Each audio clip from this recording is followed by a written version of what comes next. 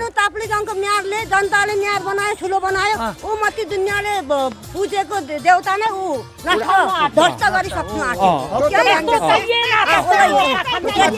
त्यस्तो मेयर चाहिएन आमची तपाईहरु यो मुकुमलुङ क्षेत्रमा केबल कार बन्नु हुँदैन भन्नु हुँदैन हामीलाई एकदम मन्नै छैन हुँदैन देवस्थानमा दुःख गरेर त हाम्रो सेवा पस्छ त सुखले पस्छ 1 घण्टा हिँड्न सकिँदैन हाम्रो देउताले पितृले बचायो अब उहाँहरूले अब पहिला हामी तीर्थधाम हिँड्दाखेरि बाटो हिँड्नुपर्छ त्यो केवल कारमा गएर के धर्म हुन्छ भनेपछि हामीले हिँडेर तपाईहरु जतिको उमेरले त हिँडेर मन्दिर जानुपर्छ केबल कार चाहिँदैन भन्नुहुन्छ राज्यले चाहिँ अहिले ज्यादा हामी सम्पत्ति नहुने बुढी पाकालाई त चाहिएन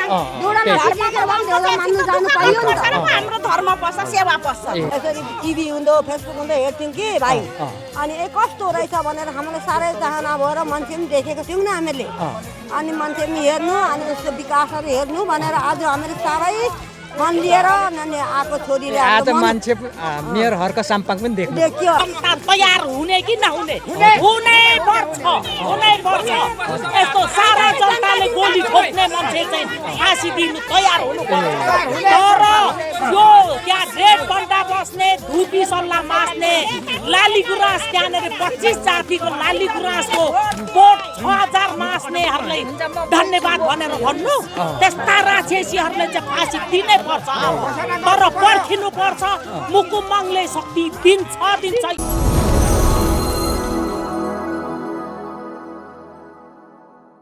लाग्छ भने म 14 सालको मान्छे यतिको मेयर चाहिँ आदि राज्यमा जन्मेको छैन यो हर्के सम्पाङ जतिको मेयर चाहिँ जन्मेको छैन है जन्मेकै छैन जन्मेको छैन तपाईहरुले चाहिँ राम्रो सेवा गर्नु हामीलाई पनि पर्यो भने उलाई दिनुपर्ने केही अवस्था भयो भने हामी दिने गल्ला छौँ ए भनेपछि चाहिँ राम्रो मेयर भएकोले चाहिँ अब सकिन सके भए पनि यहाँ आउनु भएको छ हेर्नु ताप्लेजुङको मेयरले जनताले मेयर बनायो ठुलो बनायो ऊ माथि दुनियाँले पूजेको देउता नै ऊ नष्ट ध्वस्त गरिसक्नु आँट्यो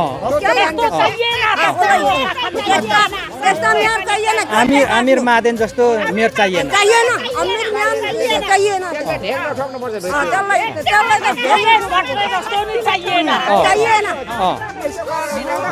आमिर विगतको संसारमा यो भूमिलाई नल्याओस् राम्रो मान्छे मात्रै ल्याओस् चोर चाहिँ नल्याओस् त्यस्ता चाहिँ नआओस् हाम्रो सन्तान जस्तै मात्रै भनेपछि तपाईहरु यो मुकुमलुङ क्षेत्रमा केबल कार बन्नु हुँदैन हुँदैन हामीलाई एकदम मन्नै छैन हुँदैन देवस्थानमा दुःख गरेर त हाम्रो सेवा पस्छ त सुखले पस्छ 1 घण्टा हिँड्न सकिँदैन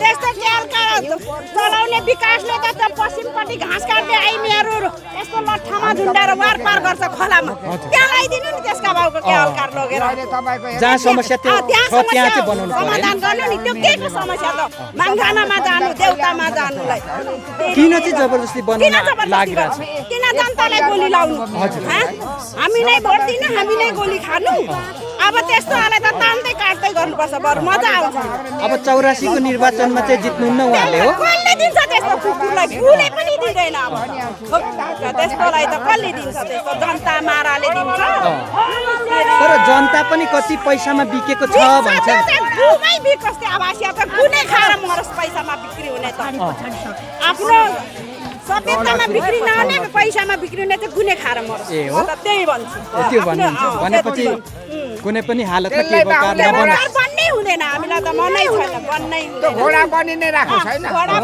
पनि नै राखोस् अर्काको दाना पानी खाएर घोडा बन्नी बस्छ जनताले चाहिँ यसरी आवाज उठाइरहँदाखेरि केबल कार बनिनु हुँदैन भन्दा राज्यले चाहिँ प्रहरी दमन गरेर गोली काण्ड खुकुरी काण्ड मचाइरहेछ यो चाहिँ अन्त्य हुनु पर्यो हैन यसो अन्त्य हुनु पर्यो अनि यसो त्यो अमिर मादेनकै छोरालाई गोली हान्दा त्यो रङ्गलालाई के हुन्थ्यो त्यो कुकुरलाई हैन त्यसलाई उसको छोरालाई गोली हान्दा चाहिँ र त्यो के अरे योगेश भट्टराईको छोरालाई गोली हान्दा तिरीमा मुलाहरू गुँ खानेहरू भात खाएको छैन गुनै मात्रै खाएको त्यस्तो चाहिँ नआओस् यो देशमा यो तिमी भूमिपुत्रमा नआओस् यस्तो गुँ खानेहरू चाहिँ नआओस् हामीले जनताले मासु खोजेर त पैसा आफै खरानी हुन्छ 6 महिना काट्नु नपाओस् त्यो त्यो जस्तो मुकुम्लुङ छेत्रीलाई त्यस्तो दुर्व्यवहार गर्यो अर्काको छोरामाथि गोली प्रहार गर्यो त्यो अर्काको छोराको खुनले पिरेर 6 महिना नकाटोस् जसले चाहिँ यो मुकुम्लुङ क्षेत्र पाथुरा क्षेत्रमा चाहिँ कुदृष्टि राख्छ त्यो चाहिँ छेत्री मागले पनि नाश गर्छ भन्ने विश्वास पनि गरिन्छ हैन हामी अघि नुन खासा खाट गर्नु पाथिबारा माताले खरानी बनाएको देख्नु पर्यो हैन अर्काको छोरालाई गोली हान्दा कस्तो भयो भने हजुर त्यसको छोरा हैन साच्चै भने त एउटा लौती भाइ त हाम्रो छिमेकी पो त सगुन लौती लौती त ए तपाईको छिमेकी हाम्रो छिमेकी कस्तो छ अहिले अवस्था उहाँको अहिले ठिकै छ छातीमा गोली लागेको थियो हैन मर्नु पर्ने तर माग्ने बच्चाको फक्सोमा पो लागेको त केको छातीमा मात्रै हो ए फोक्सोमै लाग्यो फक्सो छेडेर गएको माग्ने बच्चाको मागको शक्तिले बचायो सारा गर्यो लौती भाइ सगुन बाँचोस् हजुर गोली फक्सै छेडेको ए मागको शक्तिले चाहिँ बचाउँछ शक्तिले बाँच्यो न फक्सो छेडीले बाँच्छ फक्सोको रोगले बाँचिँदैन मुटुको रोगले बाँचिन्छ तर माग्ने बच्चाको परमेश्वरी त पाथिबारा माताले नै बचाएको ल धन्यवाद छ तपाईलाई अब तपाईको अब यो फोक्सोको रोग भन्दा हाम्रो फोक्सो चाहिँ सास पनि हाम्रो हो तर अब एउटा किनभने उहाँले एउटा मुकुलुङ हाम्रो देउताले पितृले बचायो अब उहाँहरूले अब पहिला हामी तीर्थधाम हिँड्दाखेरि बाटो हिँड्नुपर्छ त्यो केवलकारमा गएर के धर्म हुन्छ भनेपछि हामीले हिँडेर तपाईहरु जतिको उमेरले त हिँडेर मन्दिर जानुपर्छ केवलकार चाहिँदैन भन्नुहुन्छ राज्यले चाहिँ अहिले ज्यादा चाहियो हामी सम्पत्ति नहुनु हामी बुढी पाकालाई त चाहिएन दोडामा सिकेर देउला मान्नु जानु पाइयो नि त हाम्रो धर्म पस्छ सेवा पस्छ तिरीमा सुइए गयो सुइए तर त्यो धर्म गरेको होइन त्यो देश लुटुवा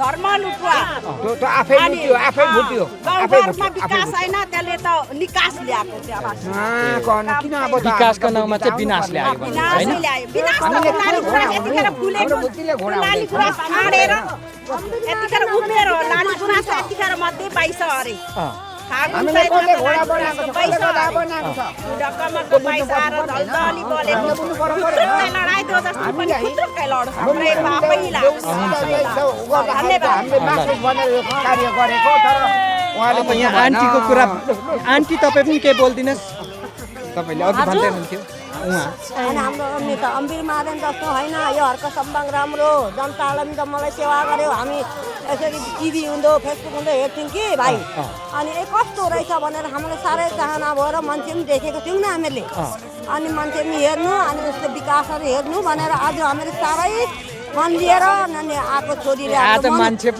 मेयर हर्क साम्पाङ पनि देखियो मेरो मनु छोरीले नि मेरो अन्तरी बहिनीको छोरी है त्यो मनुले अनि जाउँ है तुम्बा भनेर अनि आएको नि हाम्रो भाइ राम्रो रहेछ टिभीमा मोबाइलमा देख्नु देखेको कस्तो लाग्यो तपाईलाई अनि त उस्तै रहेछ राम्रो लाग्यो उस्तै छ जस्तो देख्यो उस्तै रहेछ जस्तो देख्यो त्यस्तै रहेछ हामीले गरेर तपाईँहरूको यहाँलाई राम्रो गर्नु हामीलाई नि कोही दिन पर्यो भने यहाँलाई हामी हर्क सम्पर्क हामी पनि सहयोग गर्छौँ जेमा पनि सहयोग गर्छौँ कहाँबाट आउनु भयो आउनु चाहिँ टाढा हामीहरू दमकदेखि ए दमकबाट आउनु भएको छ टाढाबाट आउनु भएको छ टाढादेखि आएको है राम्रो हो ल यस्तो पुण्य काममा तपाईहरु आउनु भएको छ है कोही चोट पकड नपरोस् नानीहरूलाई छोरा छोरीहरूलाई दिदी बहिनी भाइ बहिनीहरूलाई राम्रो होस् तपाईँलाई पनि राम्रो सुधे होस् है हुन्छ ल धन्यवाद यो काम सकियोस् बेलाब्दे होस् राम्रो होस् ल धन्यवाद दर्शकबिन म यतिखेर यो बगुवा एरियाको श्रमदान भइरहेको क्षेत्रमा छु र आज विशेष गरी यहाँ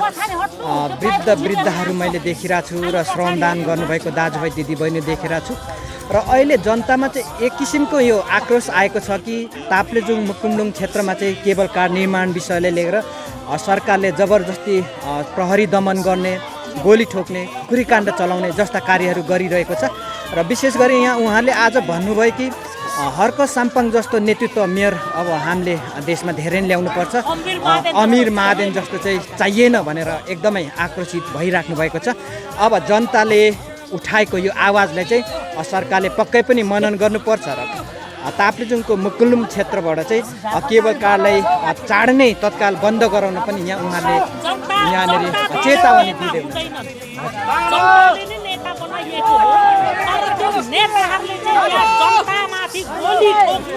जनताको छातीमा गोली प्रहार गर्नु कहाँसम्मको नियोजित हो यो सरकारले तुरन्त छानबिन गरियोस्।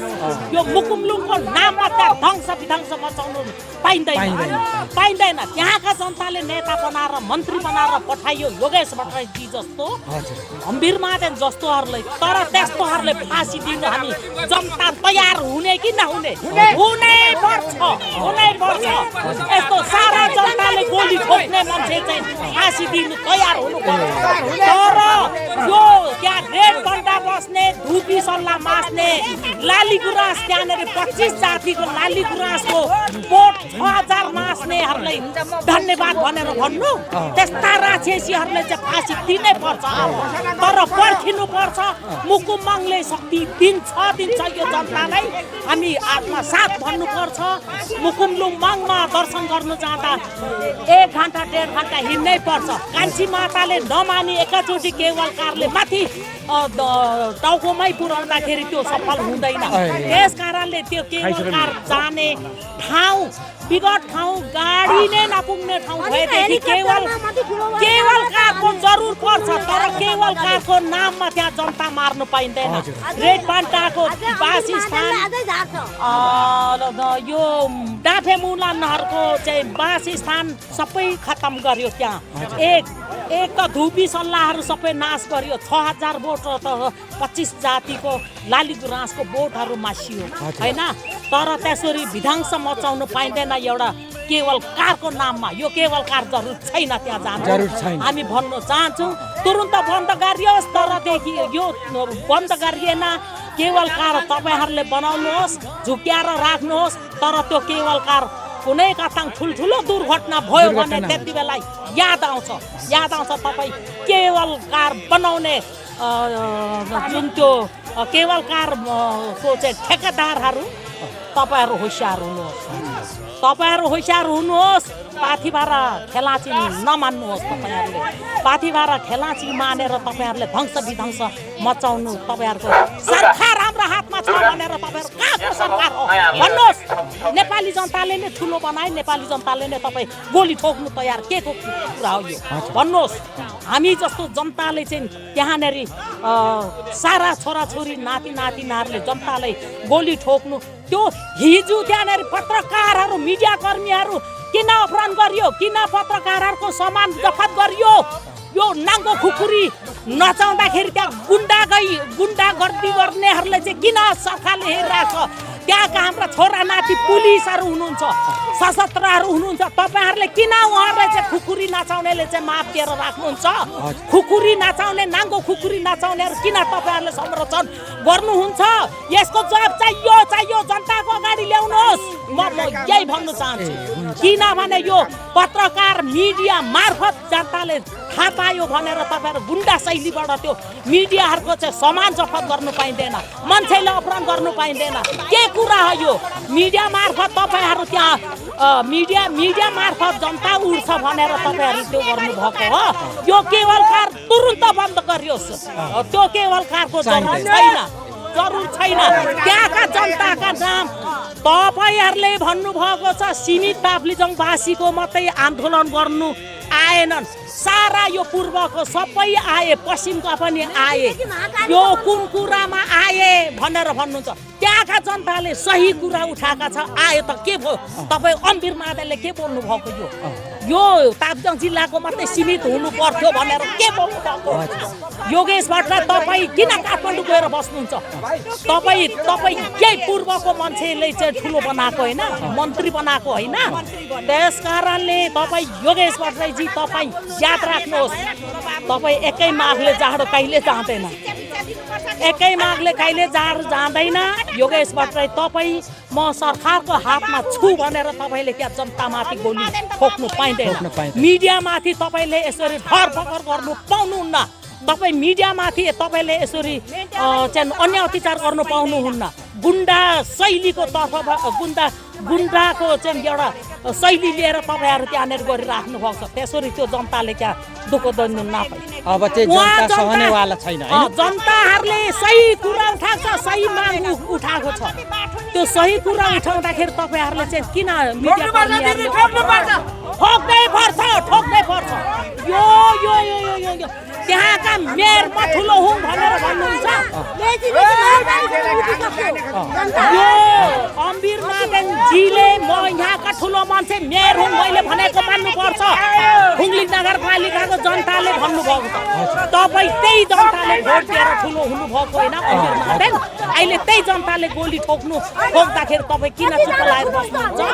तपाईँको पुलिस प्रशासन सरकार योगेश भट्टराई केपी ओली र अम्बिर मादेनको व्यक्तिगत पेवा होइन। याद राख्नुहोस् तपाईँहरूको यो सरकार तपाईँहरूको मात्रै व्यक्तिगत पेवा होइन, यो जनताको पनि हो। त्यही जनताले भोट दिएर तपाईँ मन्त्रीमण्डल बनिनुभयो, सरकार बनिनुभयो। तर त्यही जनता चाहिन्छ। याद राख्नुहोस् अघि पनि भने एकै मागले जाँदैन।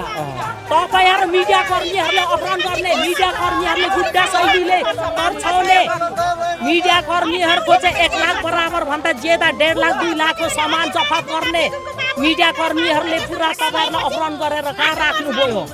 तपाईँहरूले किन यो कुरा उठाउनुहुन्न?